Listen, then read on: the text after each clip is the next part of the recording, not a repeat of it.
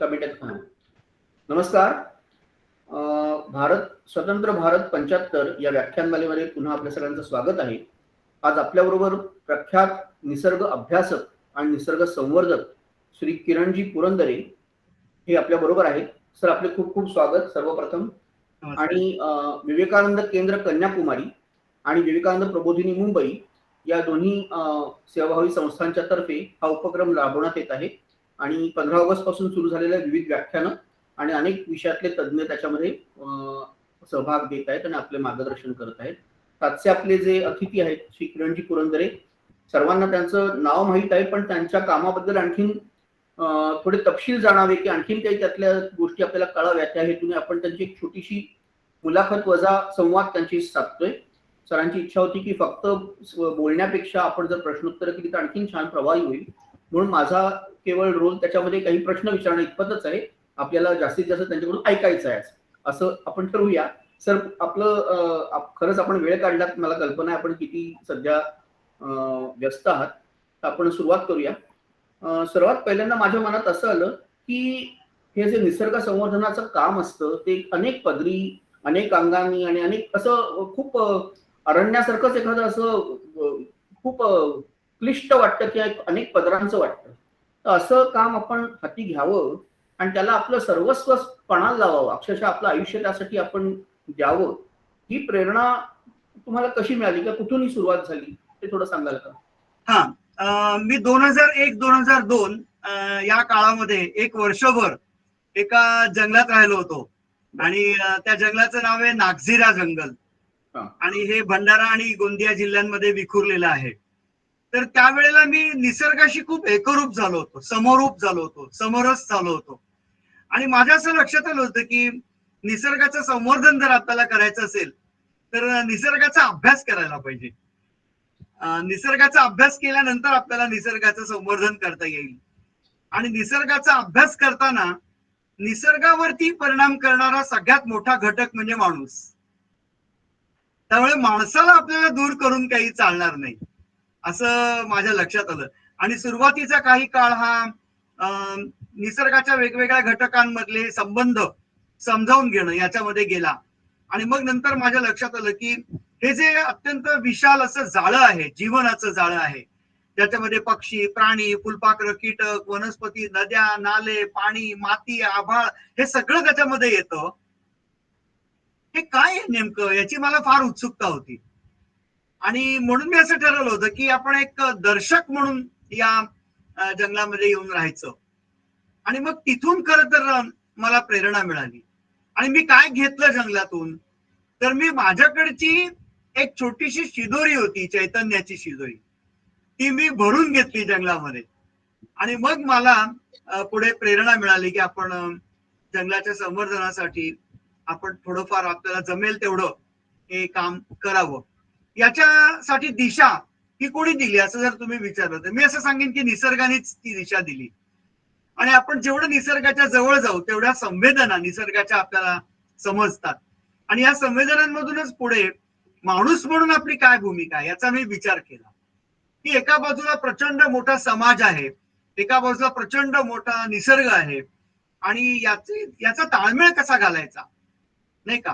कारण आपल्याला बऱ्याच वेळेला अशी शंका येते की माणूस हा निसर्गाचा जरी घटक असला तरी निसर्गाचा वापर तो करणारच आहे ना, नाही का? निसर्गाचा वापर तर काय कोणी टाळू शकत नाही. मग तो मुंबईमध्ये ताडदेव परिसरामध्ये राहणारा एखादा श्रीमंत माणूस पण असू शकेल, किंवा आमच्या गोंदिया जिल्ह्यातल्या एका रिमोट गावातल्या, दूरस्थ गावातल्या झोपडीमध्ये राहणारा गोंड आदिवासी पण असू शकेल. त्या दोघांचा निसर्गाशी काहीतरी संबंध आहे.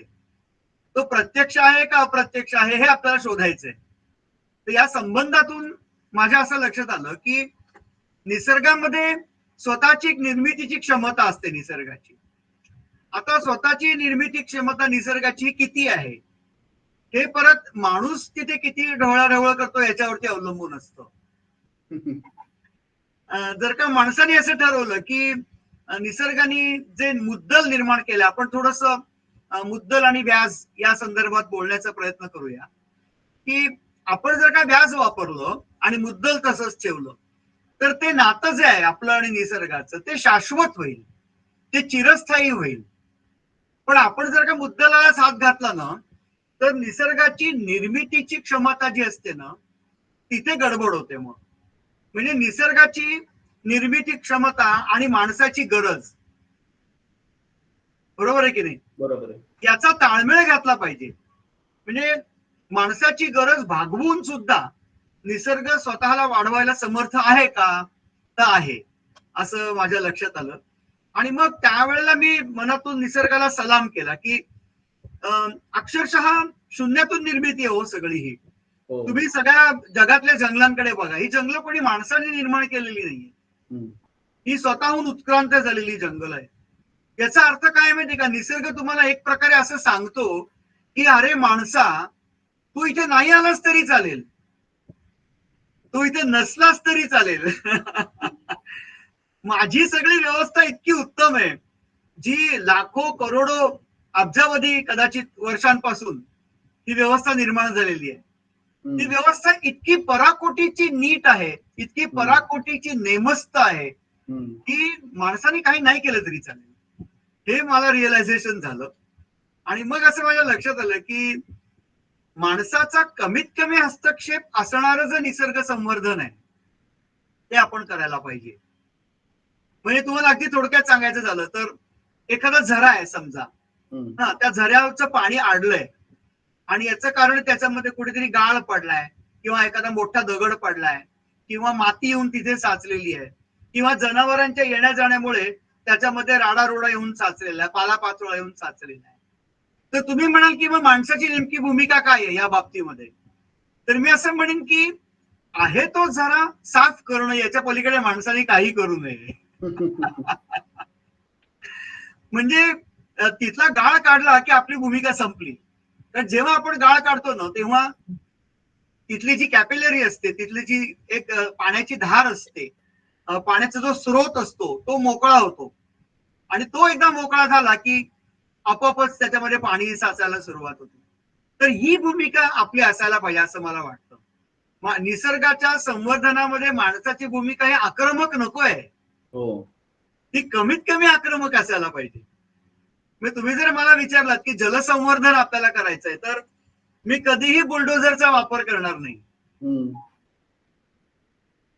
मला असं वाटतं की जलसंवर्धन करण्यासाठी पाण्याचा पहिला थेंब कुठे पडतोय हे आपल्याला बघायला पाहिजे, आणि ते पाणी कुठे वाहत जात हे आपल्याला बघायला पाहिजे. तर या निसर्गाच्या अभ्यासातून माझ्या असं लक्षात आलं की आपलं आणि निसर्गाचं नातं हे निरंतर असायला पाहिजे ना.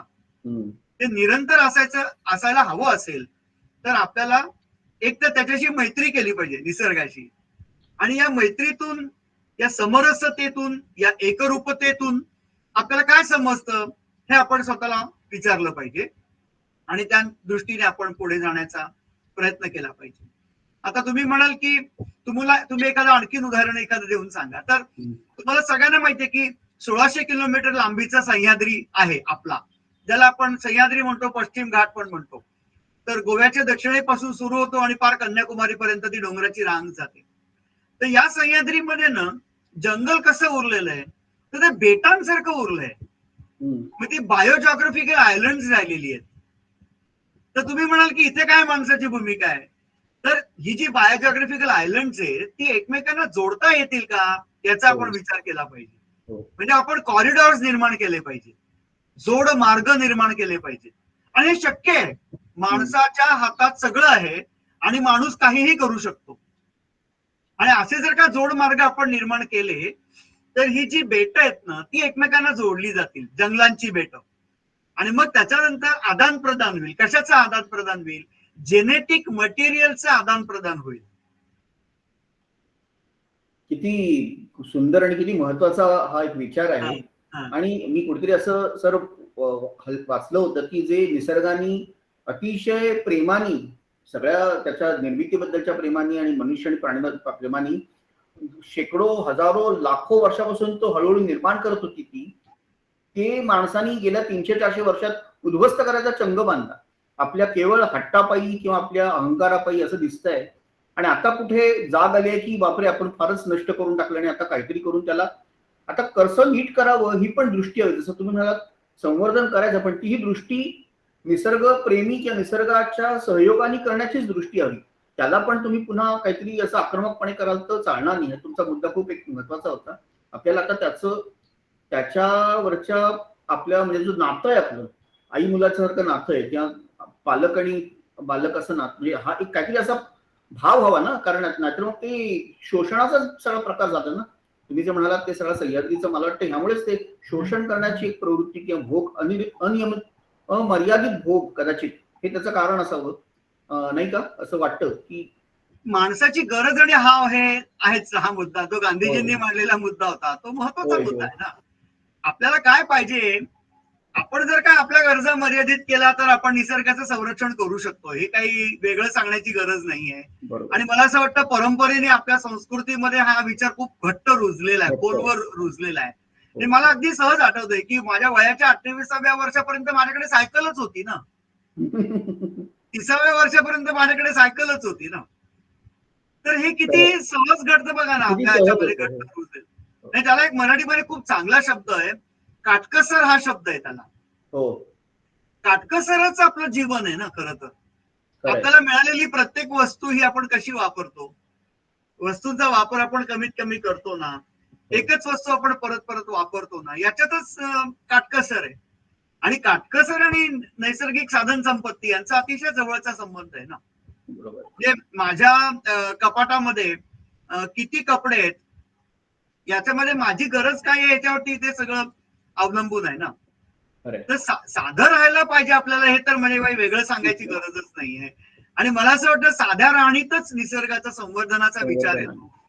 आणि या साध्या राहणीतूनच आपल्याला आणखीन पुढे हा विचार आणि त्याचा प्रसार आपल्याला करता येऊ शकतो. कारण काय आहे ना, निसर्गाचं संवर्धन करत असताना आपण काय करतो याला मला महत्वाचं वाटतं खूप. हे आपण नेमकं काय करतो, आपली जीवनशैली काय आहे हे फार महत्वाचं आहे. कारण आपली जीवनशैली कशी आहे ह्याच्यावरतीच पुढे ठरणार आहे की तुम्ही लोकांपर्यंत चांगला विचार नेऊ शकता की नाही नेऊ शकता. तर तुमची आपली जीवनशैली जर का साधी असेल, निसर्गाची मिळती जुळती असेल, किंवा आजकालच्या भाषेमध्ये नेचर फ्रेंडली असेल, इको फ्रेंडली असेल, निसर्ग स्नेही असेल, पर्यावरण पूरक असेल, तर आपल्याला काहीतरी बोलण्याचा अधिकार निर्माण होतो. बरोबर.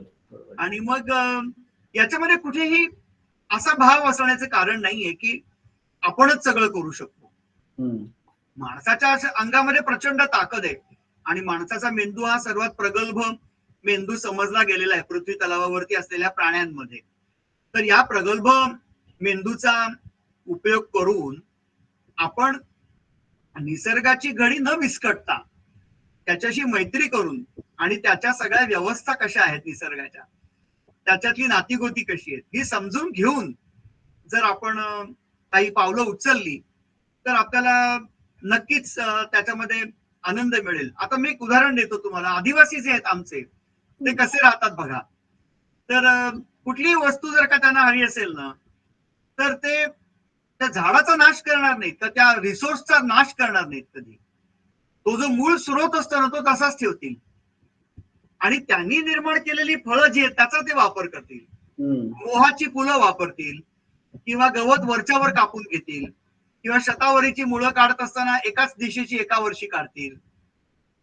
हे किती सुंदर आहे नातं बघा ना. बरोबर. त्यामुळे आपण जर का महाराष्ट्राचा नकाशा तयार केला आणि तिथे कुठे कुठे जंगल आहेत हे पाहिलं आणि त्याच्यावरती कुठे कुठे आदिवासी राहतात हे पण आपण जर पाहिलं आणि दोन्ही नकाशे सुपर इम्पोज केले तर तुमच्या सहज लक्षात येईल की जिथे जिथे आदिवासी आहेत तिथे तिथे जंगल आहेत. किती सुरेख नातं आहे.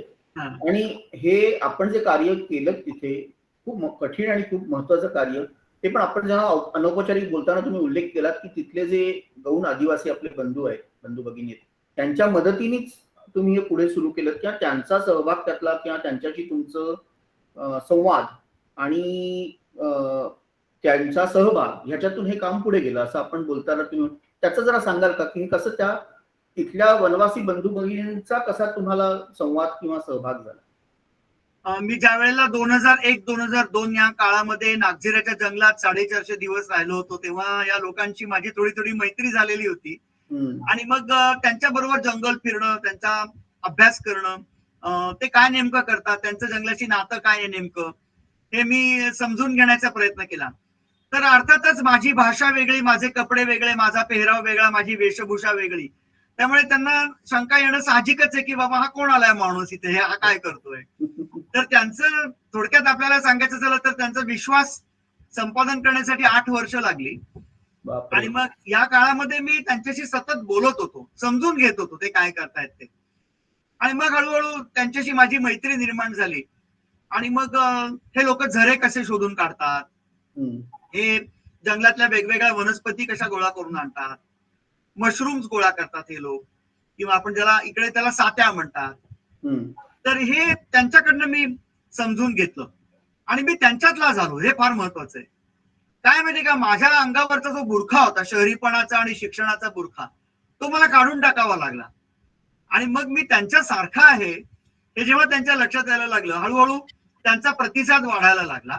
आणि मग एक विश्वासाची भावना दोघांच्या मनामध्ये निर्माण झाली. म्हणजे त्यांच्याबद्दल मला आणि माझ्याबद्दल त्यांना विश्वास हा वाटायला लागला. मग आम्ही इकडे एक प्रयोग केला. तो प्रयोग म्हणजे आम्ही निसर्ग स्नेही जलकुंड तयार केली. तर त्याच्याबद्दल तुम्हाला थोडक्यात सांगतो की निसर्गामध्ये कुठेही चौकोन किंवा त्रिकोण अशा प्रकारची स्ट्रक्चर्स नसतात, किंवा आयत वगैरे अशी स्ट्रक्चर्स नसतात. तर निसर्गात गोल आहे बघा सगळं. म्हणजे पृथ्वी गोल आहे, सूर्य गोल आहे, चंद्र गोल आहे. आणि कुठलंही गोल चित्र काढायला सोपं असतं. नुसतं असं केलं की एक चंद्र होतो, मोठा केला की सूर्य होतो, नंतर डोंगराच्या रांगा अशा अशा दाखवतात, त्यालाही गोलवा असतो. झाडाच्या फांद्यांना पण गोलवा असतो, पक्ष्यांच्या शरीराला पण गोलवा आहे, कितीतरी प्राण्यांच्या शरीराला गोलवा आहे. ही किती गंमत आहे बघा निसर्गाची. तर या निसर्गातल्या ज्या काही वेगवेगळ्या प्रकारच्या आकृत्या आहेत किंवा आकृतीबंध आहे निसर्गाचा, तो नेमका काय आहे हे समजावून घेतलं. आणि मग असं लक्षात आलं की आपण जर का पाणवठा तयार करणार असू तर तो कृत्रिम पाणवठा नसला पाहिजे ना. तर त्याच्यामध्ये सिमेंट, कॉन्क्रीट, वाळू, विटा, लोखंड याचा वापर करण्यात काही मजा नाही. मग आपण कशा प्रकारचा पाणवठा बनवू शकू. तर आम्ही एक निसर्गस्नेही पाणवठ्याची योजना तयार केली. आता ही योजना तयार केल्यानंतर त्याच्यासाठी मदत कोणी केली तर अर्थातच स्थानिक गोंड आदिवासींनी केली, ज्याच्यामध्ये आम्ही एखाद्या बशीसारखं एक स्ट्रक्चर तयार करतो पहिल्यांदा. आणि मग नंतर त्या बशीमध्ये सगळ्यात खालच्या बाजूला मात्र आम्हाला HDPE नावाचं मटेरियल वापरावं लागतं, ज्याला आपण हाय डेन्सिटी पॉलिइथिलीन म्हणतो. ते एकमेव कृत्रिम मटेरियल आहे. आणि मग त्याच्यावरती आम्ही गवत टाकून माती मुरुम असं करत करत तो खड्डा भरतो. आणि सगळ्यात शेवटचा जो थर असतो तो वाळूचा असतो. आणि मग नंतर त्याच्यामध्ये आम्ही पाणी सोडतो. तर अशा प्रकारचं स्ट्रक्चर जर का तयार केलं आपण, अशा प्रकारचा एक पाणवठा जर का आपण तयार केला, तर आमच्या लक्षात आलं की वर्षभर पशु पक्ष्यांना पिण्याच्या पाण्याची व्यवस्था निर्माण होऊ शकते. आणि दुसरं म्हणजे कुठेही ऍक्सिडेंट होत नाही. आपण जर का सिमेंट कॉन्क्रीटचे सॉसर बनवली ना, तर जे खुरी प्राणी असतात, ज्यांना हुफ्ड अॅनिमल्स म्हणतो आपण, त्यांचे पाय घसरतात आणि मग नंतर ते पडतात आणि कधी कधी त्यांचे खुबे मोडतात. त्याच्यामध्ये प्राण्यांचे गर्भपात झाल्याच्या पण नोंदी आहेत. शिवाय सिमेंट कॉन्क्रीटचं स्ट्रक्चर तापतं प्रचंड, तिथलं पाणी देखील खूप तापतं. आणि ज्या ठिकाणी मधमाशा, मी मधमाशांचा अभ्यास केला की मधमाशा पाण्यावरती कशा येतात, केव्हा येतात, कुठे येतात. तर माझ्या असं लक्षात आलं की आपण जर का मधमाशांना फॉलो केलं ना, तर मधमाशा आपल्याला पाणवठे दाखवतात. आणि कुठे पाणवठा असेल तिथे मधमाशा उतरतात. जमिनीच्या खालचा ओलावा त्यांना समजतो. बाहेरून पाणी दिसलंच पाहिजे असं काही नाहीये. तर हा ओलावा जमिनीच्या वरती असेल, खाली असेल, तर तिथे मधमाशा उतरतात आणि मग नंतर तो ओलावा शोषून घेतात. आणि मग नंतर ते त्यांच्या पोळ्याकडे जातात. तर ते त्यांच्या पोळ्याकडून त्या पाणवठ्यापर्यंत आणि पाणवठ्यापासून पोळ्याकडे अशा प्रकारे त्यांची मुवमेंट सुरू असते, हालचाल सुरू असते. तर हे कोण आहेत, तर हे निसर्गाचे चिमुकले दूत आहेत मधमाशा म्हणजे. आणि मधमाशा या काय म्हणतात त्याला, पाणक्या आहेत, पाणक्या. त्या पाणी शोधून दाखवतात आपल्याला. तर कृत्रिम पाणवठ्यामध्ये मधमाशा उतरत नाहीत, पण निसर्गस्नेही पाणवठ्याच्या कडेला तुम्हाला मधमाशांच्या झुंडीच्या झुंडी दिसतील. कारण त्या पाण्याचा उपयोग करून त्या बऱ्याच वेळेला स्वतःच्या पोळ्यामध्ये गारवा निर्माण करण्यासाठी वापरतात. तर ही जी सगळी कम्युनिटी आहे की नाही, हा सगळा जो समाज आहे, तो एखाद्या छोट्याशा मुंगीपासनं हत्तीपर्यंत इतक्या प्रचंड विविधतापूर्ण असा हा समाज आहे. या समाजामध्ये काय आहे नेमकं, आणि मग ते पाण्याचा उपयोग कसा करता, हे एक साधं सूत्र आहे बघा तुम्ही. पाणी हे साधं सूत्र आहे, हो की नाही? तुम्ही म्हणाल पाण्याबद्दल काय आहे, पाणी सगळीकडेच आहे. पाणी सगळीकडे जरी असलं तरी आपण पाण्याचा वापर कसा करतो याबद्दलची काही निरीक्षणं तेव्हा समर्थ रामदासांनी करून ठेवलेली, ते आमच्या लक्षात आलं. तेव्हा मग मी त्यांना मनातल्या मनात नमस्कार केला आणि मग माझ्या लक्षात आलं की आपण कोणी नाहीये, खूप जणांनी उत्तम काम करून ठेवलेलं आहे. तर समर्थ असं म्हणतात, झिरपे झरे पाझरे जळ, दुरुनी झळके झळाळ, झडझडा झळकती सकळ, प्राणी तेथे. म्हणजे समर्थांनी पाणवठ्याचं वर्णन केलंय चक्क, आणि त्याच्यात त्यांनी निरीक्षण केलंय की कसे पाणवठ्याच्या परिसरामध्ये पक्षी येतात आणि प्राणी येतात.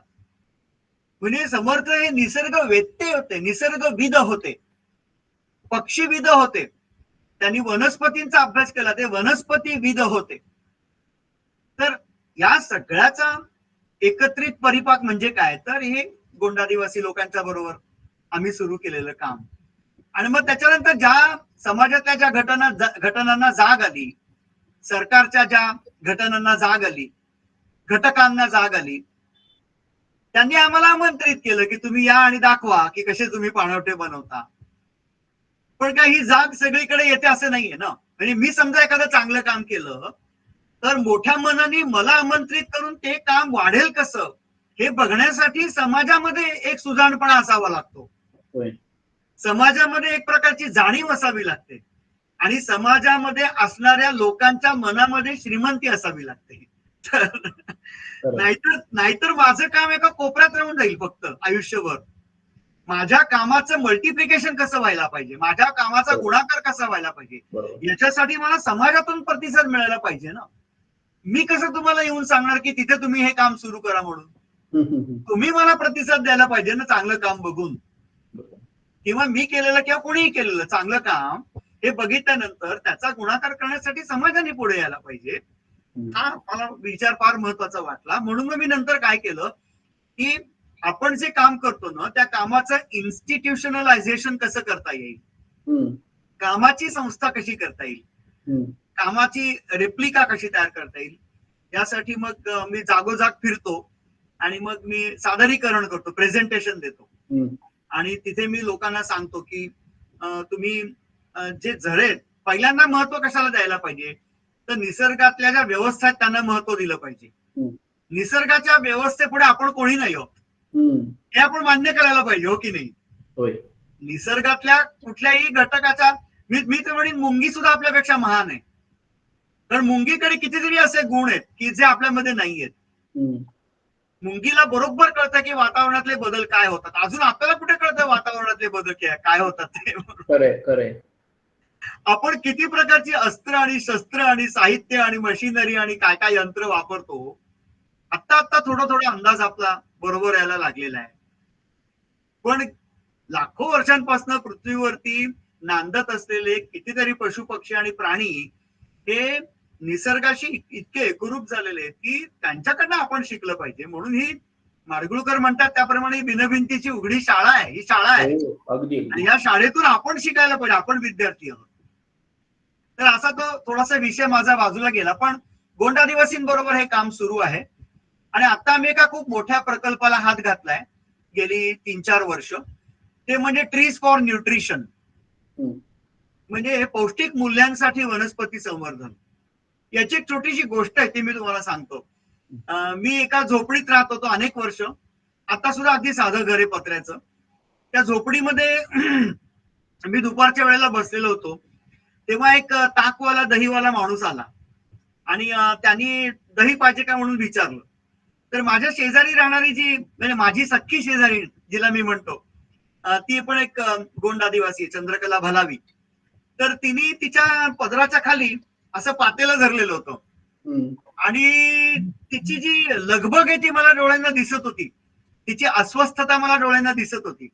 तिच्याकडे त्या दिवशी दही विकत घ्यायला पैसे नव्हते, म्हणून ती तशीच आतबाहेर करत होती. हे दहीवाल्याचं पण लक्षात आलं, माझ्याही लक्षात आलं. मी काही बोललो नाही, कारण इथे यांना कॅश द्यायची, पैसे द्यायचे, हे काय माझं उद्दिष्ट नाहीये ना इथे येऊन राहायचं. तर यांना यांचे हात बळकट करणं, यांना साधनं निर्माण करून देणं आणि साधनातून त्यांना जे काय हवंय त्याची निर्मिती त्यांनी करणं, हा या सगळ्याच्या मागचा उद्देश आहे ना. तर म्हणून आम्ही थोड्या वेळ थांबलो तिथे. तर दहीवाल्याने तिला बोलवून घेतलं आणि जिथे त्यांनी त्याची सायकल लावलेली होती त्याच्या शेजारी एक शेवग्याचं झाड होतं. तर शेवग्याच्या झाडाला शेंगा होत्या. तर त्यांनी ते झाड असं खालून वरपर्यंत असं बघितलं आणि मग त्याच्या लक्षात आलं की झाडाला शेंगा आहेत. तो झाडावरती चढला, त्यांनी काही शेंगा काढल्या, स्वतःकडे ठेवल्या आणि चंद्रकलाला दही दिलं. किती छान, किती किती शिकण्यासारखं आहे. असं किती साधा वस्तू विनिमय आहे हा. किती साधा वस्तू विनिमय. आणि मग याच्यातून आमच्या लक्षात आलं की आपण जर का शेवगा, सीताफळ, रामफळ, आंबा, जांभूळ, करवंद अशा प्रकारची झाडं, जी झाडं फळं देतात आपल्याला आणि शिवाय आपल्याला उत्पन्न पण मिळवून देतात काही प्रमाणामध्ये. लिंबू आहे, मोसंबा आहे, संत्र आहे, आवळा आहे, ही झाडं आपल्याला अन्न पण देतात आणि काही प्रमाणात उत्पन्न पण मिळवून देतात. आणि आश्चर्याची गोष्ट अशी की ही झाडं निसर्गाची वृद्धी करतात. मी खूप जाणीवपूर्वक हा शब्द वापरतोय, वृद्धी. वृद्धी म्हणजे आपण इंग्लिशमध्ये म्हणू शकतो एनहान्समेंट ऑफ नेचर. कशी करतात तर कितीतरी प्रकारचे जीव या झाडांवरती राहतात. झाड किती महान आहेत हो, काय म्हणजे मला कळतच नाही. रोज झाडांच्या पाया पडलं पाहिजे. अगदी अगदी. रोज झाडांना नमस्कार केला पाहिजे. आणि सगळ्यात आश्चर्याची गोष्ट अशी की झाडांचं आयुष्य हे माणसाच्या आयुष्यापेक्षा कितीतरी जास्त आहे. आपण अगदी व्यवहारी पद्धतीने विचार करूया, प्रॅक्टिकल विचार करूया की सर्वात जास्त सर्व्हिसेस कोण देणार आहे, सर्वात जास्त सेवा कोण पुरवणार आहेत निसर्गाला? झाडं पुरवणार आहेत. अहो 3-3 हजार वर्ष जगतात झाडं, काय सांगायचं. आणि माणसाचं आयुष्य काहीच नाहीये, 70-80 वर्ष म्हणजे काहीही नाहीये. आपण कोणी नाही होतो या सगळ्या पुढे. मग त्याच्यातून अशी कल्पना आली की आपण जर का स्थानिक गोंड आदिवासींना फळझाडं उपलब्ध करून दिली तर ही फळझाडं ते लावतील प्रेमाने आणि त्याची फळं त्यांना मिळतील, शिवाय निसर्गाची पण वृद्धी होईल. आणि हा उपक्रम आम्ही कधीही कुठल्याही नैसर्गिक परिसंस्थेत करत नाही. जंगलात जाऊन आम्ही झाडं लावत नाही.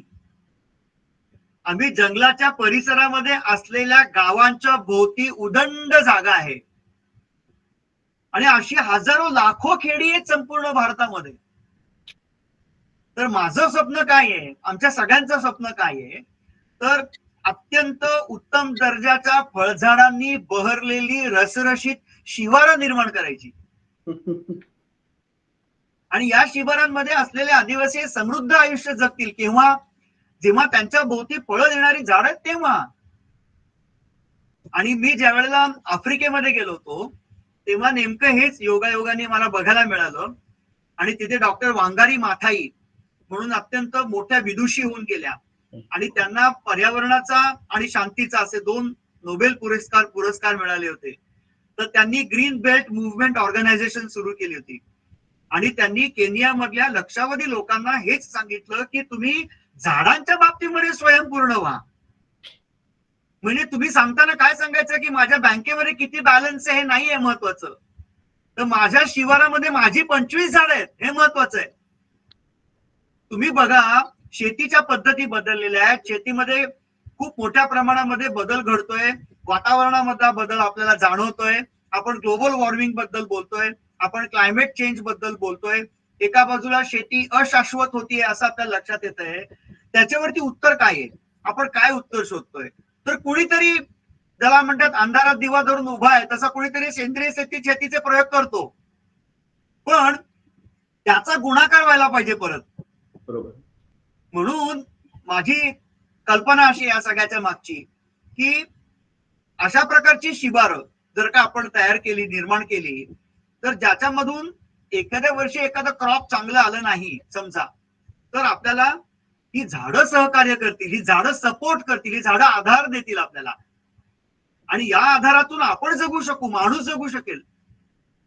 आज 25 पैशाला एक लिंबू आमच्याकडे विकलं जातं, तर साधारणपणे 830 840 लिंब मी विकली की 450 450 रुपये मला मिळतील, हा अंदाजे. तर ही लिंब मला विकून पैसे मिळाले ना, शिवाय मी माझ्या जेवणामध्ये लिंबू वापरलं तर त्याचा फायदा मला पण आहे ना, म्हणजे माझ्या पौष्टिक मूल्यांमध्ये वाढ होणार आहे ना. तर हा त्याच्या मागचा विचार आहे. आणि इतकी साधी गोष्ट, म्हणजे कधी कधी एखादं साधं सूत्र जे असतं ना ते हास्यास्पदरित्या सोपं असतं, म्हणजे रिडिक्युलसली सिम्पल असतं की तुम्ही लोकांना झाडं लावायला काय शिकवताय वगैरे. तर तसं नाहीये, तसा विचार नाहीये हा. हा विचार असा आहे की जे स्थानिक लोक आहेत की नाही, त्यांना त्यांच्याकडे एक विस्डम आहे असं आपण म्हणतो, त्यांच्याकडे एक शहाणपणा आहे, आणि तो परंपरागत आलेला शहाणपणा आहे, हो की नाही. त्यांना सांगावं लागत नाही की असं करा तसं करा असं करा तसं करा, कित्येक वेळेला आपण त्यांच्याकडनं शिकतो. तर त्याच्यामुळे मला प्रचंड आदर आहे आपल्या देशातल्या लोकांबद्दल, माझ्या मनात प्रचंड आदर आहे. विशेषतः निसर्गाशी एकरूप झालेला जो समाज आहे आपल्या देशातला, त्यांच्याबद्दल माझ्या मनात प्रचंड आदर आहे. कारण निसर्गातले एवढे सगळे बदल सोसून सुद्धा हा समाज जिवंत आहे अजून, हो की नाही. परिस्थितीमध्ये बदल होतोय, पर्यावरणामध्ये बदल होतोय, निसर्गामध्ये बदल होतोय. या निसर्गाला, बदलत्या पर्यावरणाला ते यशस्वीरित्या सामोरे जात आहेत. मग विजडम आहे कोणाकडे? तो विजडम या लोकांकडे. तर आपण थोडस त्यांचा विजडम आपण वापरायचा, आणि मग त्यांना थोडासा हा आधार द्यायचा, अशा प्रकारची कल्पना आहे. आणि आतापर्यंत गेल्या काही वर्षांमध्ये आम्ही हजारो झाडं ही लोकांना दिली आहेत, आणि मला सांगायला आनंद वाटतो की या झाडांची फळं आता त्यांना मिळायला लागलेली आहेत. आणि त्याच्यामुळे तुम्ही म्हणाल की काय परिस्थिती काय आता सध्या इकडची, तर मी असं सांगेन की मला असं वाटतं की माझ्या अंगामध्ये 12 हत्तींचं बळ आलंय. आणि असं वाटतं की किती काम करू आणि किती नको, कारण आम्हाला एक साधं का होईना पण महत्वाचं सूत्र सापडले. काय माहिती का, निसर्ग संवर्धनामध्ये सूत्र सापडावं लागतं, आणि कधी कधी सूत्र सापडण्यात कितीतरी दशकं निघून जातात. जसं सुंदरलालजी बहुगुणा चंडीप्रसाद भट यांना सूत्र सापडली. काय सूत्र सापडली त्यांना? तर इकडची जी महिला आहे, गढवाल हिमालयामधली जी महिला आहे, तिच्या जैविक गरजा भागवण्यासाठी जंगलाचं संरक्षण करणं हे आवश्यक आहे, हे सूत्र त्यांना सापडलं. त्यामुळे त्यांनी कोणाला जागं केलं? तर स्थानिक महिलांना जागं केलं. कोणाची शक्ती ओळखली? तर स्थानिक महिलांची शक्ती ओळखली. स्थानिक महिलांना निसर्गामधल्या होणाऱ्या बदलांना सर्वात जास्त सामोरं जावं लागतं, आणि त्यामुळे पर्यावरणाच्या यशकथा ज्या जगाच्या पाठीवर निर्माण झाल्या, त्या कोणामुळे निर्माण झाल्यात हे बघा ना तुम्ही. त्या स्थानिक माणसांमुळे निर्माण झाल्या, हो. आणि त्याच्यामध्ये महिलांचा वाटा फार मोठा आहे. म्हणजे बिष्णोई आंदोलन जे आहे राजस्थान मधलं, ते सुद्धा त्या अमृता देवीमुळे, महिलांमुळे ते आंदोलन छेडलं गेलं. महिला एकत्र आल्या की जादू होते, आणि त्याच्यासाठी एक सूत्र सापडावं लागतं. काय वाटेल ती गोष्ट वाटेल तिथे करून चालत नाही. निसर्गाच्या व्यवस्थेत बिघाड न करता काम करायला पाहिजे, हो की नाही. आणि ते करत असताना समाजाला पण त्याचा फायदा झाला पाहिजे. समाजाच्या सामाजिक आणि आर्थिक गरजा जर का आपण भागवल्या तर आपल्याला निसर्गाचं संवर्धन करता येतं. मी रिपीट करतो, समाजाच्या सामाजिक आणि आर्थिक गरजा आपण भागवू शकलो तर आपण निसर्गाचं संवर्धन करू शकतो. समाजाला बाजूला ठेवून आपण निसर्गाचं संवर्धन करू शकत नाही. आणि हा सगळ्यात खालचा घटक, हा सगळ्यात वरचा घटक हे मी काही मानत नाही. म्हणजे काही जण म्हणतात ग्रासरूट पीपल वगैरे, असं काही नसतं. सगळे सारखे आहेत या निसर्गाच्या पुढे. आणि लोक म्हणतात की आमचा प्रोजेक्ट हा ग्रासरूट लेवल पर्यंत पोहोचला वगैरे, तर तसं काही मला अजिबात वाटत नाही. सगळेच महत्वाचे आहेत, सगळेच सारखे आहेत. तर निसर्गाचा वापर प्रत्येक जण करतो की नाही. तुम्ही जर का एकच निकष समजा तुम्ही वापरला, कोणता निकष? की निसर्गाचा वापर हा एक निकष आहे.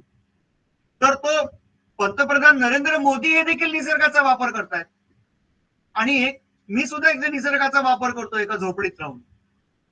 मग आपण सगळेजण सारखेच आहोत की नाही.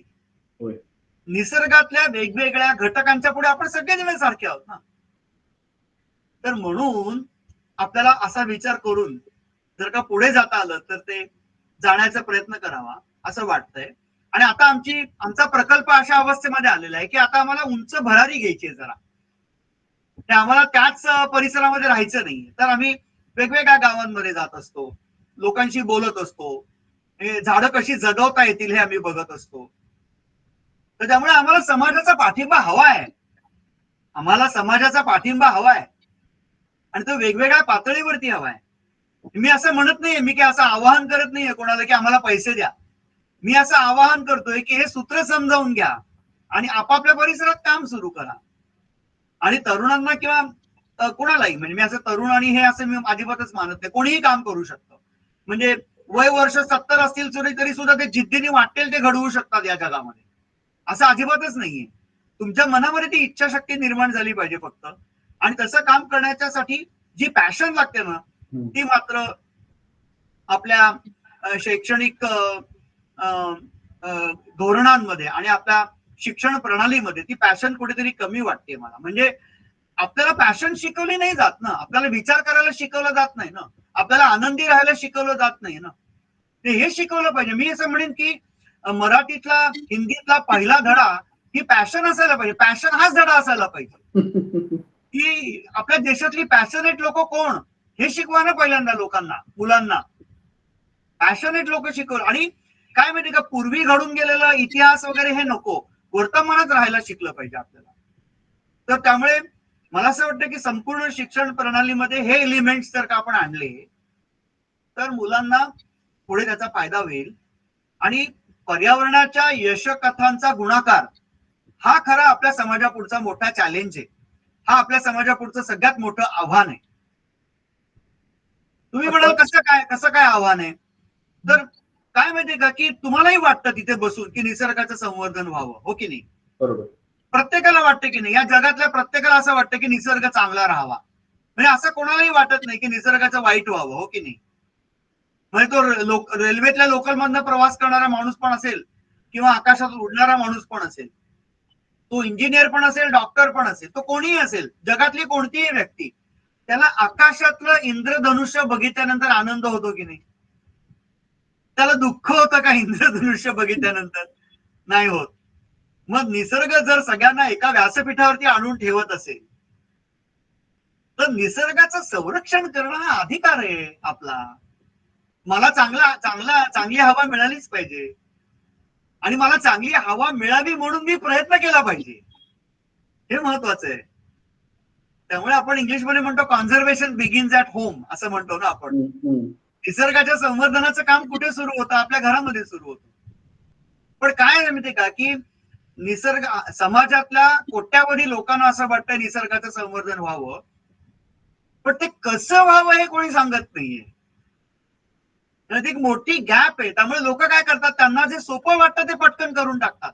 उदाहरणार्थ मुंबईतले लोक कबुतरांना धान्य खायला घालतील, तर कोणीतरी घराच्या गच्चीवरती पाणी ठेवेल, कोणीतरी पक्ष्यासाठी घरटी बांधेल, कोणीतरी अमुक अमुक झाड लावा म्हणून सांगितलं म्हणून ते झाड लावेल.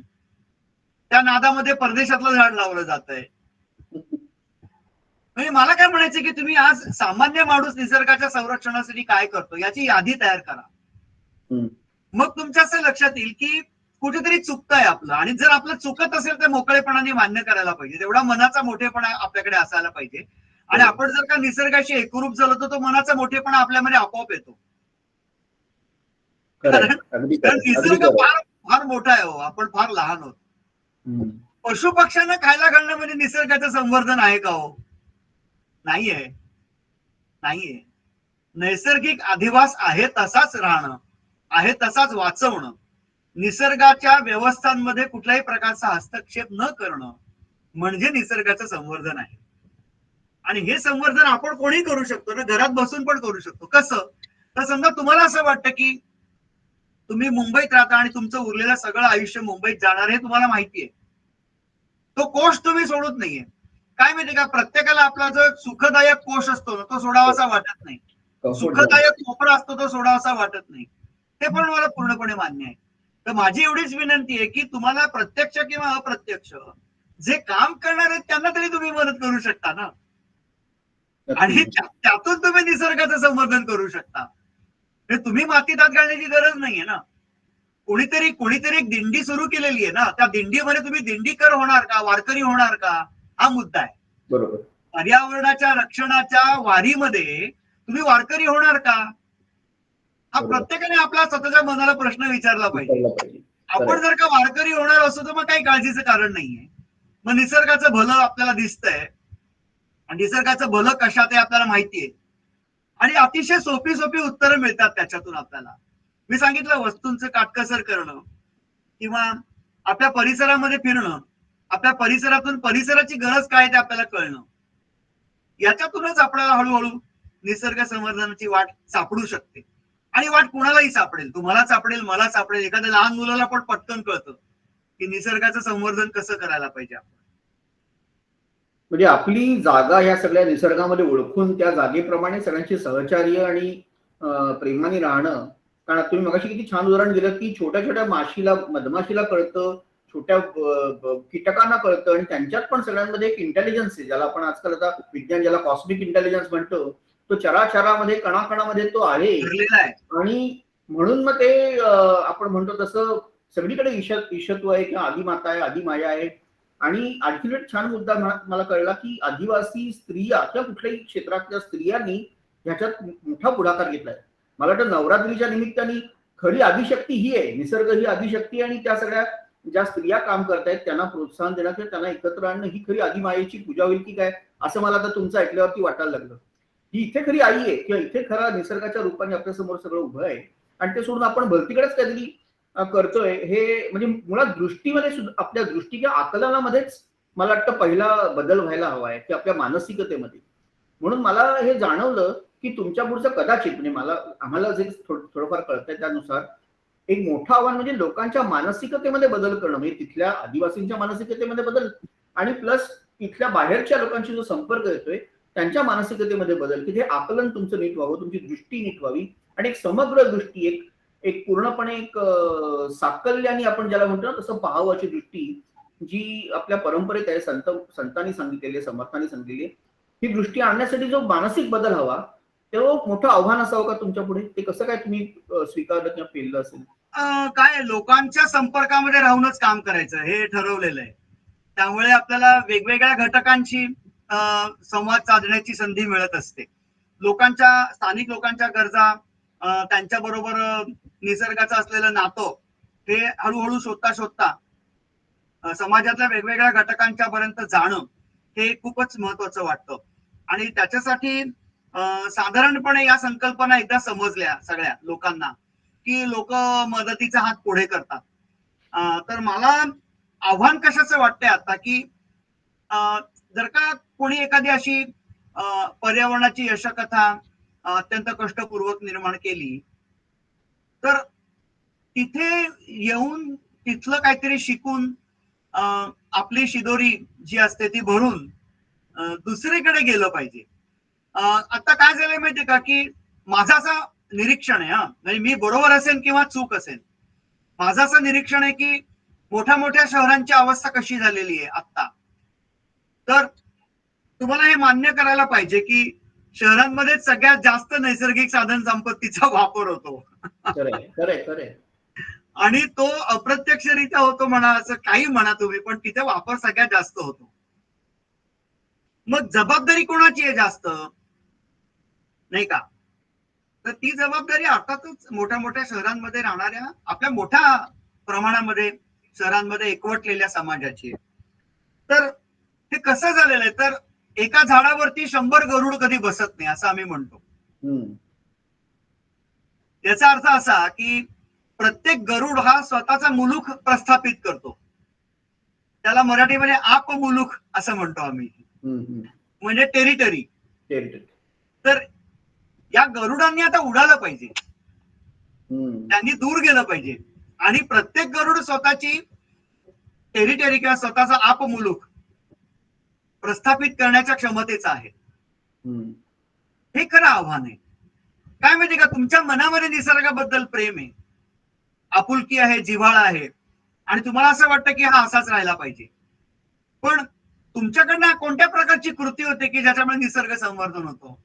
याचं मूल्यांकन आणि याचं आत्मचिंतन आपण प्रत्येकाने केलं पाहिजे. आणि ते एकदा केलं काय म्हणजे काय थोडंसं भावनात्मक पद्धतीने पण आपण जाऊ शकतो, की आपण म्हणू शकतो की मी निसर्गाचा वापर करतो, मग निसर्गाला काय देतो मी परत काय करतो. तर याचा आपण वापर विचार केला पाहिजे. आणि मला असं वाटतं सुजाण नागरिकाचा विचार करतात. आणि मग आपण असं म्हणतो की कोरोनाच्या काळामध्ये सगळ्यात शेवटी कमी काय पडला, तर ऑक्सिजन कमी पडला, जो जो आमच्याकडे मुबलक प्रमाणामध्ये आहे. तर म्हणून आपण जंगलातून जात असताना असं जर का कोणाला सांगितलं की माझी आणखीन 2 फुफ्फुस आहेत पण ती झाडावरती आहेत. खऱ्या अर्थाने इथे ऑक्सिजन विकत घेतोय की त्यासाठी धावपळ करतोय, आणि इथे निसर्गाने ओतप्रोत ऑक्सिजन भरलेला आणि देणारी झाडं आहेत, त्यांच्याकडे कुठेतरी लक्षच नाही, असं काहीतरी चाललेलं आहे. फार कृत्रिम आणि फार विचित्र अवस्थेमध्ये. आणि तुम्ही म्हणाल तसं कृतिशील हवं, म्हणजे आमच्या मनात येतं, आम्ही तुमचं ऐकलं की वाटतं वा किरणजी काय सुंदर बोलत होते, पण नंतर कृतीमध्ये काय नसतो हा प्रत्येकाने प्रश्न विचारायला हवा, की माझ्या जीवनामध्ये, माझ्या चिंतनामध्ये मी कुठे काही बदल करू शकलो का, कृतीमध्ये आणू शकलो का, हा खरंच. या बाबतीत मी असं म्हणेन की लहान मुलांपासून खरं याची सुरुवात करायला पाहिजे. हो. आणि म्हणून मी मगाशी थोडासा शिक्षण प्रणाली, शालेय शिक्षण याच्याबद्दल बोललो. कॅच देम यंग असं ज्याला आपण म्हणतो ना. बरोबर. तर मुलांचा तुम्ही म्हणाल का सुरुवात करायची मुलांपासून, मी एखाद्या आजोबांपासून सुरुवात का नाही करायची, असा तुम्ही प्रश्न विचारू शकाल ना. तर मी तुम्हाला असं सांगेन की मुलांचं जे वय असतं ना ते खूप संवेदनशील असतं, मन त्यांचं खूप संवेदनशील असतं. बरोबर. आणि त्यांना निसर्गाचं भलं कशा ते फार पटकन कळतं. तुम्ही एकदा एक साधी गोष्ट बघा, जर का एखाद्या मुलाला घरामध्ये बराच वेळ डांबून ठेवला, अभ्यास करायला सांगितला, आणि जर का त्याला संधी मिळाली तर तो घराचा दार उघडतो आणि बाहेर जातो, हो की नाही. तर याचा अर्थ काय, तो निसर्गातच जातो ना, बाहेर जातो म्हणजे. बरोबर. स्वाभाविक प्रेरणा तिकडे त्याला त्याची अंतःप्रेरणा काय आहे, त्याची उपजत जाणीव काय आहे, त्याची सहज प्रेरणा काय आहे, त्याच्यातली सगळ्यात सहज प्रेरणा कोणती आहे, ते निसर्गाशी एकरूप होणं, निसर्गामध्ये जाणं, ही त्याची प्रेरणा आहे. म्हणून इंग्लिशमध्ये म्हणतात every child is a born environmentalist. जन्माला येणारं प्रत्येक मूल हे जन्मतःच निसर्गवादी असतं, पर्यावरणवादी असतं. बरोबर. निसर्ग राहावा असंच त्याला वाटत असतं. आणि आपण त्याला मातीत हात घातल्यानंतर म्हणतो शी किती घाण आहे, मातीत काय खेळतो. तो पावसात भिजायला लागेल त्याला म्हणजे सर्दी होईल तुला. तर हा जो एक धागा आहे की नाही, लहान मुलांचा निसर्गाशी असलेलं नातं जे आहे ना ते अत्यंत तरल असतं. आणि आपल्या सगळ्यांची जबाबदारी काय आहे ना, या कार्यक्रमातून आपल्या समाजातल्या लक्षावधी लोकांनी समजा हा कार्यक्रम पाहिला, शेकडो लोकांनी, हजारो लोकांनी हा कार्यक्रम पाहिला, तर मी त्यांना अशी विनंती करीन की तुम्ही मुलांच्या मधली निसर्गविषयक संवेदनशीलता जपून ठेवा. हो, खरंय. एवढं तरी करा घरात बसून, एवढं तरी करा. तुम्हाला झाडं लावायला वेळ नाहीये, तुम्हाला जंगल बघायला वेळ नाहीये, तुम्हाला पाणी, कौलावरती पाणी, घरावरती पाणी पडणारं पाणी वाचवायला वेळ नाहीये, सगळं मान्य आहे मला. आपली जीवनशैली इतकी आधुनिक आहे की आपल्याला हवे असलेले पैसे मिळवण्यात आपलं सगळं आयुष्य संपून जातं. आणि त्याच्यातला कॉन्ट्राडिक्शन अशी आहे की पैसा वाळूसारखा सगळीकडे पसरलेला आहे. मग आपण आनंद कशात शोधायचा आहे, तर आपण आनंद मुलांच्या चमकणाऱ्या डोळ्यात शोधायचा आहे. वा, किती छान. आकाशामधलं इंद्रधनुष्य बघितल्यानंतर त्या मुलाच्या डोळ्यामध्ये जे आनंदाचे तरंग उमटतात, त्याच्या मनामध्ये ज्या आनंद लहरी निर्माण होतात, त्या लहरी आपल्याला वाचता येतात का, पाहता येतात का, हे बघणं खूप महत्वाचं आहे. मुलांना मातीत हात घालू द्या, मुलांना खेळू द्या. आणि मी परत एकदा मुद्दाम सांगणार आहे, आणि तुम्ही बरं झालं हा विषय काढला, मुलांना उंडारू द्या. मुलं उंडारण्यातून शिकतात. आपण म्हणतो ना, काय रे उंडारतोयस, काय उन्हाळक्या करतोयस, काय उद्योगधंदा नाही का तुला, या उंडारण्यातूनच त्यांना दिशा सापडते. अगदी खरं आहे. या उंडारण्यातून त्यांना आयुष्यामध्ये कोणत्या अव्हेन्यूने आपण पुढे जायचं हे सापडतं. आपण आयुष्यात कोणती वाट पकडायची त्याच्यातून मला स्वतःला उंडारण्यातूनच कळलं ना मला काय करायचं आयुष्यात. आयुष्याचं पुस्तक मी जेव्हा पाठीवरती आयवरसाट टाकायचो आणि भटकायला जायचो ना, तेव्हा शेजारचे बाजारचे म्हणाले याला काही उद्योग नाही, हा काय बोंबलत फिरतोय सगळीकडे. पण असा ध्यास लागायला लागतो सर, असा एक काहीतरी वेळ, असा ध्यास लागला काय की माहिती होत का, नाही.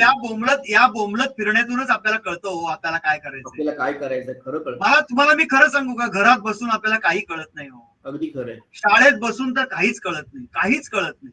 शिक्षणावर आता केवढा मी विचार मी करायला मी हवाय. मी जे शिकलो त्याचा आणि आता मी जे काय करतो त्याचा काही संबंध काही नाही. नाही.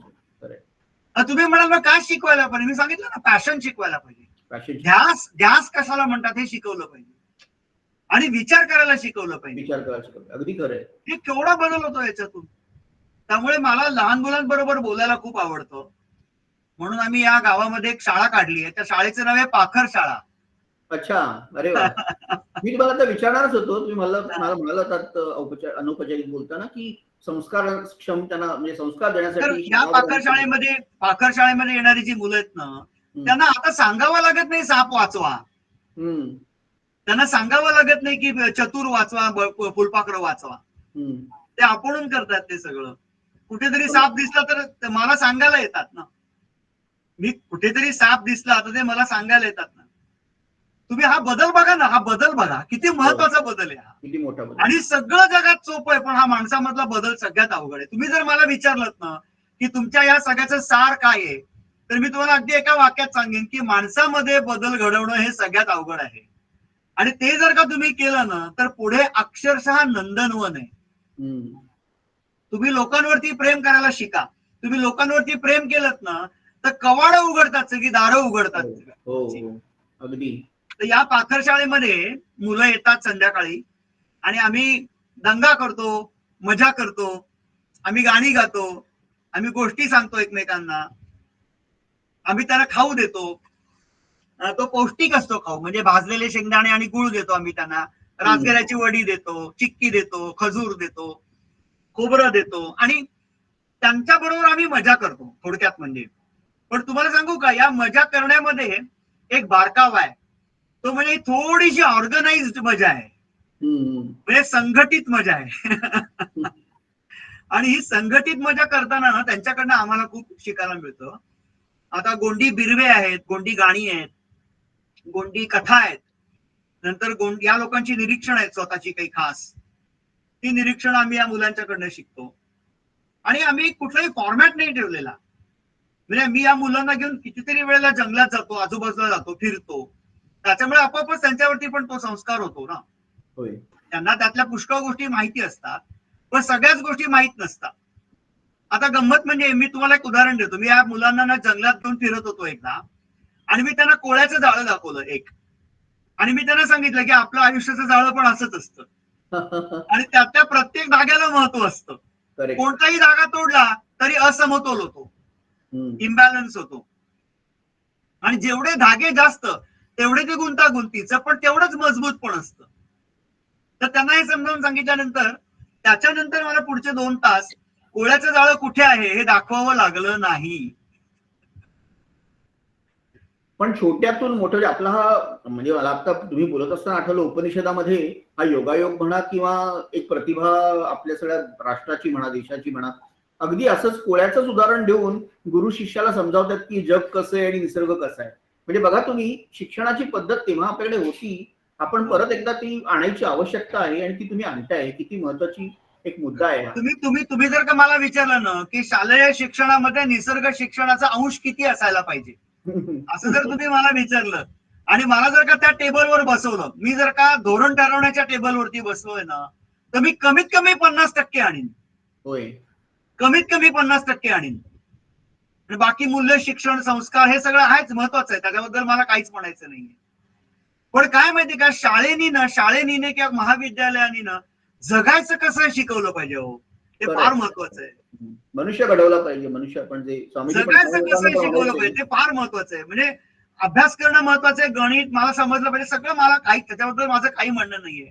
सगळ्या महान लोकांच्या बद्दल माझ्या मनामध्ये प्रचंड आदर आहे, त्याच्याबद्दल मला काही म्हणायचं नाहीये. पण एखादं मूल जेव्हा तुमच्या समोर येतं ना, तेव्हा जर का तुम्ही त्याच्यावरती निसर्गाचा संस्कार नाही केला तर खूप मोठी गॅप राहते, खूप मोठी गाळलेली जागा तशीच राहते असं मला वाटतं. कारण पुढे त्याला निसर्गाबरोबर राहायचंय ना. तुम्ही बघा ना, 75 वर्षाच्या आजोबांना निसर्गाबरोबर किती वर्ष राहायचंय, आणि 2 वर्षाच्या मुलाला निसर्गाबरोबर किती वर्ष राहायचंय. खरंय. 2 वर्षाच्या मुलाला निसर्गाबरोबर 80 वर्ष राहायचं असतं आणि 75 वर्षाच्या आजोबांना निसर्गाबरोबर 15 वर्ष राहायचं असतं. मग निसर्गाचा संबंध जास्त काळ कोणाचा येणार आहे? लहान मुलांचा येणार आहे. बरोबर. मग संस्कार कोणाबरोबर केले पाहिजेत? लहान मुलांबरोबर केले पाहिजे. आणि मला काय वाटतं माहितीये का, की हे सांगताना एक कॉशन आहे, कॉशन. ती कॉशन अशी आहे की पहिल्यांदा त्यांना एक्सप्रेस करू दे मुलांना. पहिल्यांदा त्यांना सांगू दे त्यांना काय म्हणायचंय ते. काय माहितीये का, पुष्कळ वेळेला आपण आपल्या संकल्पना लादतो त्यांच्या डोक्यावरती. हे असंच असतं, हे असंच असतं असं आपण सांगतो. कम्प्लिटली चुकीचं आहे ते. कारण एकदम वीज चमकावी असा विचार एखाद्या मुलाच्या मनामधून येऊ शकतो. होय. कारण तो प्रिज्युडाइज नसतो कधीच. तो पूर्वग्रह दूषित नसतो. आणि तो पूर्वग्रह दूषित नसल्यामुळे त्याच्या मनामध्ये येणारे विचार हे कोरे करकरीत विचार असतात. आणि त्याच्यामुळे त्याचे विचार ऐकणं फार महत्वाचं असतं. ते विचार चमत्कार करू शकतात कधी कधी. आता आमच्याकडे पंतप्रधान आवास योजना आली आहे. तर या पंतप्रधान आवास योजनेचा सगळ्यात मोठा परिणाम कोणावरती होणार आहे? तर आपल्या चिमणीवरती होणार आहे. कारण जुनी कौलारू घरं पाडली जाणार आहेत, बरोबर की नाही? आणि हे फक्त आमच्याकडे घडतंय का? फक्त भंडारा जिल्ह्यातल्या एका कोपऱ्यात घडतंय का? नाही, सबंध भारतामध्ये घडतंय. म्हणजे देशव्यापी घटना आहे ही. जुनी घरं पाडली जाणं आणि नवीन घरं बांधणं ही देशव्यापी घटना आहे, हो की नाही? त्यामुळे त्याचे तरंग देशव्यापी उमटणार आहेत. या घटनेमधून आपल्या कितीतरी पशु पक्ष्यांचा निवारा आपण घालवतोय, त्यांचा अधिवास आपण नष्ट करतोय. माणसाचा अधिवास हा निसर्गातल्या कितीतरी घटकांचा अधिवास असतो, बरोबर आहे की नाही? अधिवास म्हणजे काय? अधिवास म्हणजे काय? आद्य निवास म्हणजे अधिवास. आद्य निवासी कोण आहे? आदिवासी आद्य निवासी आहेत. आदिवासी हे त्याच्यावरच आदिवासी आद्य निवासी असा शब्द आला ना. मग मुळात कोण आलेत राहायला? तेच आलेत राहायला मुळात, हो की नाही? आपण त्यांच्या ब्रांचेस आहोत ना. बरोबर. मग इथे ही जी चिमणी आहे त्या चिमणीची वाईट अवस्था झालेली आहे सध्या. त्यामुळे माझी सबंध जगामध्ये, सबंध भारतामध्ये पंतप्रधान आवास योजना चालवणाऱ्यांना हात जोडून विनंती आहे की तुम्ही चिमणीचा विचार करा आणि कुठेतरी ही चौकोनी ठोकळ्यांसारखी जी सिमेंट कॉन्क्रीटची घरं आपण बांधतोय आता, त्या घरांच्या मध्ये कुठेतरी एक छोटासा कोपरा चिमणीसाठी ठेवा. चिमणी दिसत पण नाही आजकाल. आणि अशा प्रकारची योजना आपण करू शकतो. म्हणजे घर बांधत असतानाच जर का संबंधित खात्याने असा एक विचार मांडला की घर बांधत असतानाच तुम्ही एक छोटासा कोनाडा तयार करा की ज्या कोनाड्यामध्ये येईल चिमणी आणि तिचं घरटं करेल. कारण इथे परत निसर्गाचा विचार आला आणि तो विचार असा आहे की चिमणी ही उभयाहारी आहे, म्हणजे ऑम्निव्होरस आहे. चिमणी फक्त दाणे नाही खात, चिमणी किडे पण खाते. तर त्यामुळे शेतामधले किडे खाणारी चिमणी ही अन्नधान्याचं उत्पादन वाढवण्यासाठी मदत करते ना लोकांना. म्हणून चिमणी वाचवली पाहिजे. प्रत्येक छोट्या छोट्या घटकाचं महत्व आहे आणि सगळे तुम्ही कोणाकडे निसर्गातल्या कोणत्याही घटकाकडे दुर्लक्ष करू नका. हा सगळ्यात मोठा धडा निसर्गाकडनं आपण शिकला पाहिजे. आणि तुम्हाला आणखीन एक मी प्रतिमा मला जी सुचलेली आहे तुमच्याशी बोलताना, ती प्रतिमा मी तुम्हाला सांगतो आता की माणूस जेव्हा त्याच्या अत्युच्च कर्तृत्वाच्या अत्युच्च शिखरावरती असतो तेव्हा त्यांनी झुकलं पाहिजे सगळ्यांच्या समोर. आणि हे आपण झाडांकडनं शिकलं पाहिजे. होय होय. झाडांची सगळ्यात मोठी निर्मिती, सर्वोच्च निर्मिती काय असते? फळं असतात. तर जेव्हा झाडावरती फळं येतात तेव्हा फळभारानी झाड झुकतात. कमाल कमाल. झाडं काय सांगतात आपल्याला की तुम्ही कितीही मोठी निर्मिती केली तरी तुम्ही झुकलं पाहिजे. हे झाडांकडनं शिकलं पाहिजे, आपण शिकलं पाहिजे. आणि तुम्हाला आणखीन एक गंमत सांगतो, आपल्या सूर्याची गंमत सांगतो. तुम्ही किती घर असं बांधलं की ज्या घरामध्ये एवढीशी सुद्धा फट ठेवली नाही तरी सुद्धा कुठल्या तरी छोट्याशा पटीतून सूर्य डोकावतो, हे तुम्हाला माहितीये? म्हणून सूर्याकडनं घेण्यासारखं काय आहे, तर असं म्हणतात की the sun does not shine for only trees, for only few trees, but it shines for the joy of the entire world. संबंध जगाच्या आनंदासाठी सूर्य तेजाळत असतो. सहस्र रश्मी असं सूर्याचं वर्णन केलेलं आहे. तर तो संबंध जगाला आनंद देतो. किती सिंपल कल्पना आहे. त्यामुळे मी असं म्हणेन की वेचावा आनंद, वाटावा आनंद, यापरता आनंद आणखी कोणता. आपण आनंद यात्री आहोत सगळेजण. अगदी अगदी. आणि हा निसर्गातून घ्यायचा आहे आपल्याला आनंद, आपल्या परिसरातून आनंद घ्यायचा आहे आणि त्या आनंदाचं वाटप केलं पाहिजे. आनंदाचं वाटप केलं तर आनंदाचं गुणोत्तर होतं, आनंद वाढतो.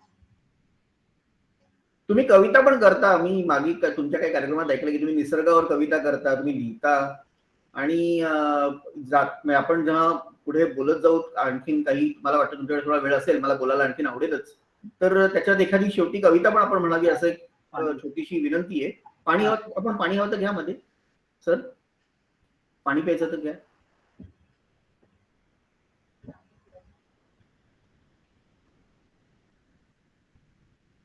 तर या प्रवासामध्ये आपल्याला म्हणजे खूप यशाचे किंवा आनंदाचे काही माइलस्टोन्स किंवा प्रसंग असतील आणि खूप म्हणजे आता असे पण काही प्रसंग असतील की जेव्हा वाटलं असेल की छे काहीच मनासारखं होत नाही. तर असे काही दोन टोकाचे काही असे तुम्हाला काही सांगता येतील का? म्हणजे खूप निराशा झाली आणि असं कधी वाटलं की हे काम थांबवावं, असं कधी झालं कधी? एकच मिनिट, मी जरा पाणी पितो. अगदी अगदी आरामात.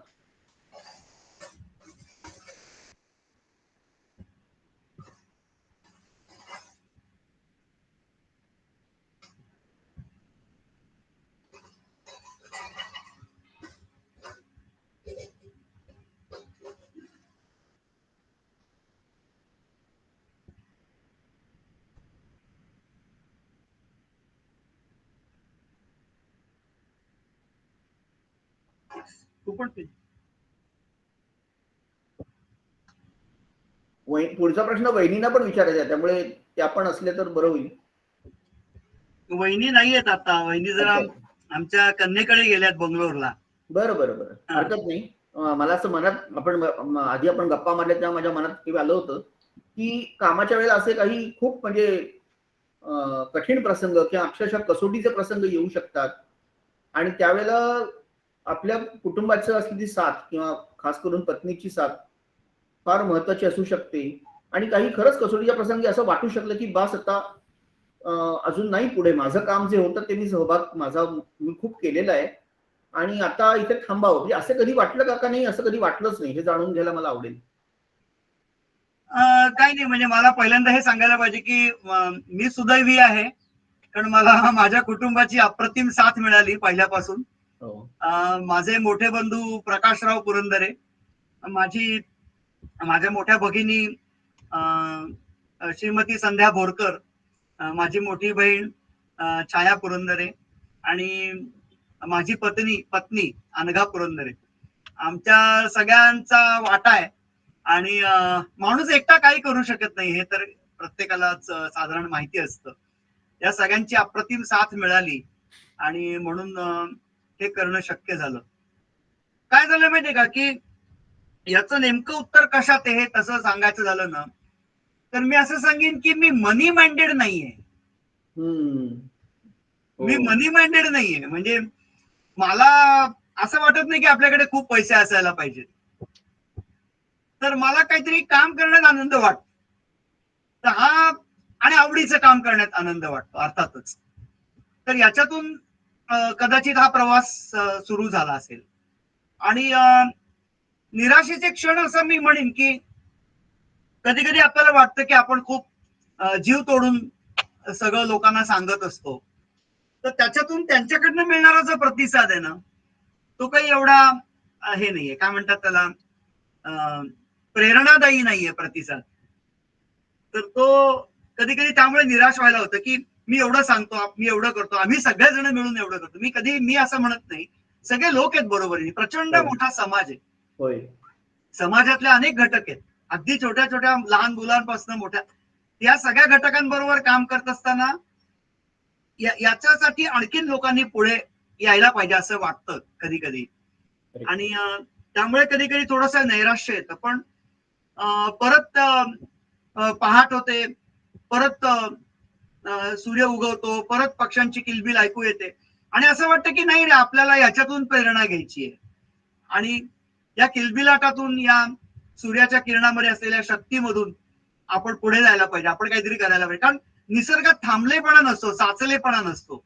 बरोबर. साचलेपणा कुठे, का नदी बघा, नदी वाहत असते सतत, धबधबा पण पडत असतो, त्याचं पाणी पण वाहत असतं सतत, वारा सुद्धा सतत वाहत असतो, वाऱ्याच्या बिया, वाऱ्याबरोबर झाडाच्या बिया सुद्धा वाहत असतात, इकडे तिकडे जात असतात. तर वाहणं, सतत फिरणं, सतत हालचाल करणं, सतत इकडून तिकडे जाणं, हा निसर्गाचा धर्म आहे ना. मग म्हणून बघा, आपल्यामध्ये साचलेपणा हा नसायला पाहिजे. आणि माझ्या असं लक्षात आलं की साचलेपणा कुठे असतो, तो साचलेपणा कदाचित माणसाच्या मनामध्ये असू शकतो. त्यामुळे आपल्या मनातला साचलेपणा हा काढून टाकला पाहिजे. आणि मग अनघाला जेव्हा मी हे सगळं सांगितलं की आपल्याला असं असं करायचंय म्हणून, तर त्यात आमची जी मुलगी आहे सई पुरंदरे, तिची फार महत्वाची भूमिका आहे. तर तिला नेमकं कळलेलं होतं की मी कोणत्या दिशेने जाण्याचा प्रयत्न करतोय आणि ती त्या दिशेला मला जाऊ देणं म्हणजेच मला स्वातंत्र्य मिळणं एक प्रकारे. तर तिने असं ठरवलं की तिचं करिअर, तिचं काम, तिचं पुढचं आयुष्य हे तिने स्वतः निवडलं आणि त्या दृष्टीने ती आता पुढे चालली आहे. आणि त्यामुळे मग आम्ही दोघं जण इकडे पुणे सोडून इथे आलो.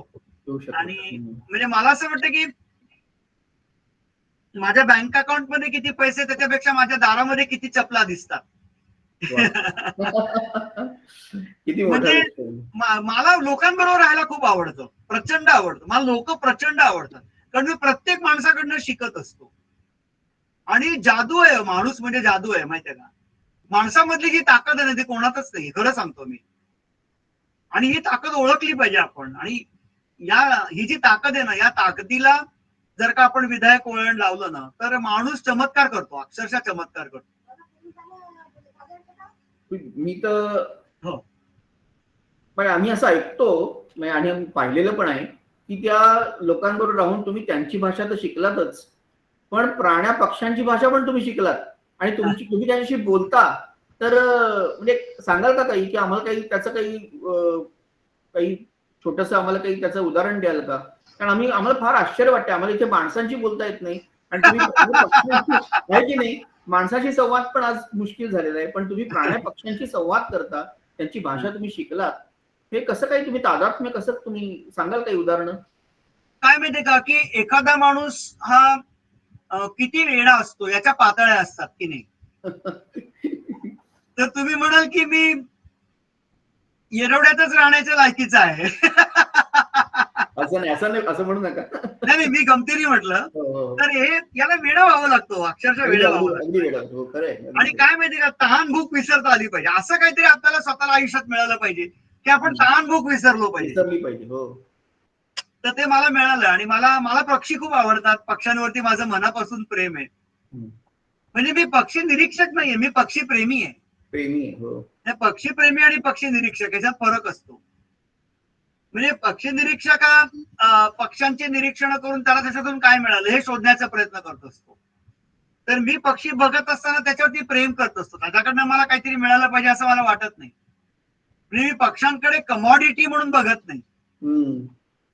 हे पक्षी निरीक्षण करून मी मोठा होणं हे माझ्या मनात नाहीये. कदाचित पक्षी निरीक्षकांच्या मनामध्ये पक्षी बघून त्यांनी मोठं व्हावं असं असेल. हा फार मूलभूत फरक आहे विचारांमधला. आणि त्याच्यातून मला पक्ष्यांच्या मनामध्ये पक्ष्यांच्या मनात निर्माण झालं प्रेम. आणि मग नंतर मी असं म्हटलं की पाखराशी प्रीत जडता भरारलो त्याच्या सवे, फुल फुलता सावरीचे गातसे त्याचेच गाणे, असे माझे मैत्र आहे स्वप्न द्विजांचे नित्य पाहे, हृदयातील घरट्यात माझी या चिवचिवणारी दोन पाखरे. आगळा मी वेगळा मी लख लखता मोर मी, गडद निळ्या नभांगणी फडफडता जीव मी, रात्र सरता ओढ लागे दुरातल्या कोटराची, फुल फुलले सावरीचे भेट होता काळजाची, सूर त्याचे सूर माझे प्रेम रंगी नाहले, अर्थहीन आयुष्याचे अर्थपूर्ण गीत झाले. किती छान, किती छान. त्यामुळे मी पक्ष्यांचे आवाज जे आहेत ना ते मी काढायला शिकलो आणि ते आपोआप घडलं सगळं, मला कोणी शिकवलं नाही. म्हणजे माझे गुरु कोण, तर माझे गुरु पक्षी, माझा गुरु निसर्ग. तर ही जी कला आहे पक्ष्यांचे आवाज काढायचे आणि त्यांचा प्रतिसाद मिळवायचा, ही जी कला आहे याचं नाव आहे शुक सारिका प्रलापन कला. अच्छा. तर मी वेगवेगळ्या पक्ष्यांचे आवाज काढतो आणि ते मला प्रतिसाद देतात. पक्षी काय म्हणतो हे पण मला कळतं. म्हणजे पक्षी संकटात आहे का, पक्षी आनंदी आहे का, पक्षी त्याच्या दुसऱ्या स्नेहाला किंवा त्याच्या दुसऱ्या मेंबरला, त्याच्या थव्यातल्या दुसऱ्या सभासदाला संपर्क साधतो का, त्या पक्षाने साप बघितलाय का, हे मी त्याच्या आवाजावरनं सांगू शकतो. म्हणजे मी घरात बसलोय, बंद घरामध्ये मी बसलोय, घराच्या खिडकीतून मला एक आवाज ऐकू येतोय आणि त्या आवाजावरनं मी ओळखतो की तिथे एका अजगराने कोंबडी पकडली. अच्छा. तर एक आवाज मी गंमत म्हणून तुम्हाला काढून दाखवतो, एका पक्षाचा आवाज आहे. हो हो नक्की. आणि तो आवाज असा,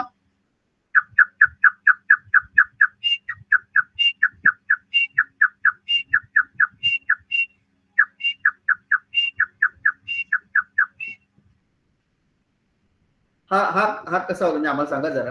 हा तित्तीर नावाचा एक पक्षी आहे किंवा चित्तूर. त्याचा लांबून येणारा जो आवाज असतो तो असा असतो. अच्छा.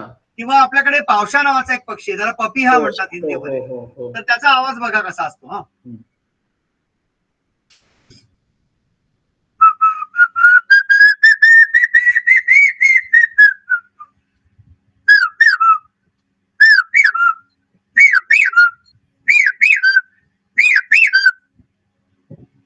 काय मस्त, किती मधुर, किती सुंदर.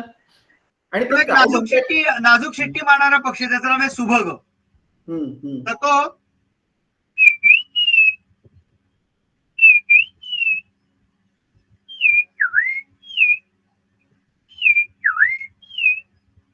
किंवा एक भारद्वाज नावाचा पक्षी आहे, तर तो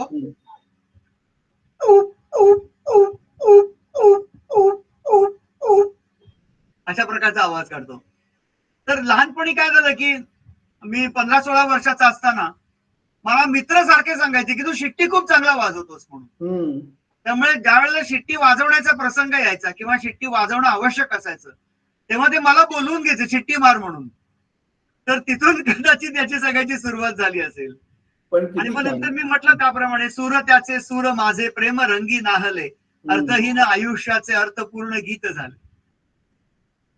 खरंच किती अर्थपूर्ण, आणि हा खरा अर्थ आहे, हा खरा अर्थ विचार किंवा निसर्गाशी एक पण हाच खरा विचार आपला असला पाहिजे. आणि मला वाटतं आज तुमच्या बोलण्यातून, तुमच्याशी संवादातून आम्हाला सगळ्यांना हे कळेल, हे जे जे कार्यक्रम नंतर बघतील युट्यूबवरून, फेसबुकवरून, सगळ्यांना हे कळावं हीच इच्छा ह्या मागची होती. आणि म्हणून तुमच्याशी हा प्रयत्न केला आम्ही. आणि तुम्ही इतकं सुंदर, भरभरून आणि इतकं मोकळेपणाने बोललात आमच्याशी, त्याबद्दल किरणजी तुमचे खूप आभार पहिलं म्हणजे. आणि फार छान अनेक विषयांना आपण स्पर्श करू शकलो. आणि माझी इच्छा आहे की लोकांनी याच्यावर जरूर विचार करावा, तुम्ही जे मुद्दे सांगितलेत त्याच्यावर, तर ह्या कार्यक्रमाचं सार्थक होईल. आणि अधिकाधिक मदत करण्याचा आपल्या ठिकाणाहून किंवा प्रत्यक्ष तुम्ही म्हणाल तो शब्द वापरायचा तर भ्रमंती करून तिथं तुम्ही तिकडे जाऊन पाहावं, करावं आणि त्याच्यात आपल्या परीने सहभाग करावा, त्यातला कृतीमध्ये ते आणावं आणि हा विचार रुजावा कुठेतरी.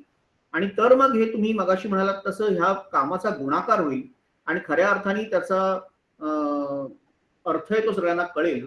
आणि आपण ते जीवनात आलं पाहिजे. तुमच्या ते शब्दात, तुमच्या भावाभावामध्ये आम्हाला त्यात जाणवत आहे. याचं कारण तुम्ही ते जगत आहात, हे सांगायची गोष्ट नाहीये. कित्येक वेळा असं होतं की लोक सांगतात खूप काही, परंतु ते तसे जगत नसले की ऐकणाऱ्याला लगेच त्यातला विरोधाभास दिसायला लागतो. पण इथे आपल्याकडे ह्या मालेमध्ये अशी काही माणसं आहेत ना, आजचे किरणजी पण त्यातलेच एक आहेत की ती माणसं तसे जगत आहेत. आणि किरणजी तुम्ही हे जीवन प्रत्यक्ष जगत आहात आणि 1-2 वर्ष नाही, तुम्ही वर्षानुवर्ष आपलं पूर्ण त्यासाठी तुम्ही सर्वस्व पणाला लावले असंच मी म्हणू शकेन. पहिलं म्हणजे तुम्हाला इथूनच काय म्हणू, तुम्हाला चरण स्पर्श माझा आणि नमस्कार तुम्हाला आणि प्रणाम. आणि तुमच्या ह्या सगळ्या कार्याला आणि नवरात्रीच्या निमित्ताने किंवा इतर पूर्ण वर्षभरच नवरात्रीचा पूर्ण वर्षभरच ही निसर्गाची पूजा आपण बांधावी हो. आणि ती करत राहावी अशा प्रार्थना करतो. तुमचे खूप आभार मानतो आणि मला एक थोडस सांगायचं ते असं की माझा एक मित्र इथे आलेला आहे. नक्की नक्की त्याचं आपल्याकडे वेळ आहे. हो. त्याचं नाव आहे लतीश. तर त्यांनी हा. या कार्यक्रमासाठी खूप मदत केली आता आणि नमस्कार. त्यांनी आयोजित केला हा सगळा कार्यक्रम माझ्यासाठी. अरे वा. मी काही तंत्रविद्येमध्ये एवढा प्रवीण नाहीये, त्यामुळे संगणक काय किंवा अंगणक काय, म्हणजे लॅपटॉपला अंगणक असं मी नाव दिलंय. तर संगणक काय किंवा अंगणक काय मला काही झेपत नाही त्यातलं. दोन्ही दोन्ही तर चालेल. हा, तर त्याच्यासाठी लतीशने खूप मदत केली, त्याच्याबद्दल आपण त्याचे हो. आभार मानूयात. लतीश आणि खूप खूप आभार. तुमचा जो उपक्रम आहे हा फार मोठा उपक्रम आहे आणि संबंध देशव्यापी असा उपक्रम आहे. आणि मला असं वाटतं की एका वाक्यात जर का तुमच्या या उपक्रमाबद्दल सांगायचं झालं तर दिव्यानं दिव्या लावण्याचं काम तुम्ही करताय. हो हो, प्रयत्न तर आणि करतो. त्याच्यातला एक छोटासा दिवा मला तुम्ही व्हायची संधी उपलब्ध करून दिली, त्याबद्दल मी तुमचा अतिशय मनापासून आभारी आहे. हो. माझी सगळ्यांना विनंती आहे की तुम्ही केव्हा तरी आमच्या या नागझिऱ्याच्या जंगलामध्ये या. आम्ही सगळेजण मिळून काय करतोय ते बघा आणि तुमची पण शक्ती आमच्या शक्तीमध्ये मिळू देत आणि ही शक्ती आणखीन पुढे आणखीन मोठी होऊ देत आणि निसर्गाचं कल्याण आपण सगळेजण करण्याचा प्रयत्न करताच आपण कसं समृद्ध होतो, निसर्गाचं संवर्धन करताना आपण समृद्ध होतो, हे मला फार महत्वाचं वाटतं. होय होय. अशी समृद्धी अनुभवावी आणि या समृद्धीने आपण श्रीमंत व्हावं. ही वेगळ्या प्रकारची समृद्धी आहे, ही वेगळ्या प्रकारची श्रीमंती आहे. तर या श्रीमंतीने आपण आणखीन श्रीमंत व्हावं असं मला वाटतं आणि त्याबद्दल मी तुमचा देखील खूप मनापासून आभारी आहे. खूप आणि धन्यवाद. प्रतिसाद द्यावा अशीच